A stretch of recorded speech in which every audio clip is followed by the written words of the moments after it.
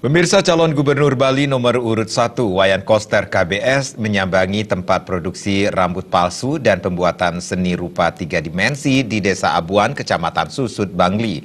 Di pabrik ini, Cagup KBS melihat dari dekat cara pembuatan wig dan berbagai rupa wajah 3 dimensi untuk properti film di luar negeri.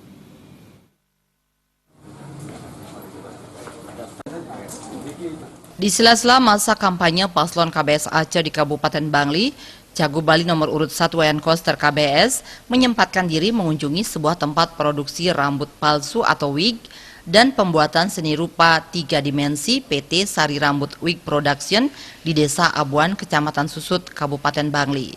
Diterima langsung Direktur Nengah Swasta, Cagup KBS bersama tim pemenangan KBS Aceh dengan serius dan seksama mendengar dan melihat dari dekat tempat produksi rambut palsu dan seni rupa 3 dimensi ini.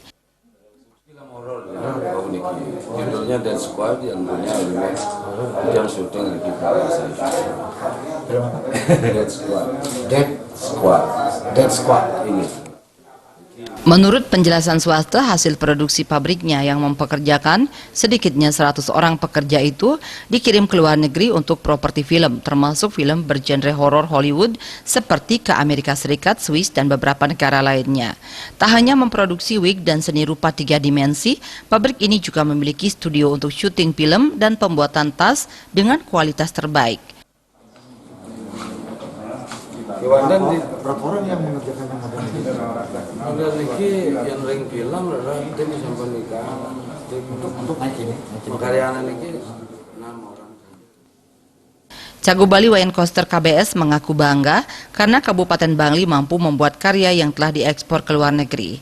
Hal yang lebih membanggakan lagi, pabrik ini mampu menyerap tenaga kerja lokal sehingga dapat membantu ekonomi warga sekitar. Cagup nomor urut 1 ini berjanji membantu memasarkan produk-produk pabrik dan mengembangkan industri karya anak Bali. Kadang-kadang kan isu banyak nih bahwa wig itu dipakai dari rambut orang meninggal, tidak mungkin. Tidak ada yang ring India pernikahan aturan rambut. Pada yang nikah rambut yang Bali untuk rambut panjang itu wenten ada. Itu Karena wenten proses itu adalah betul paket ya.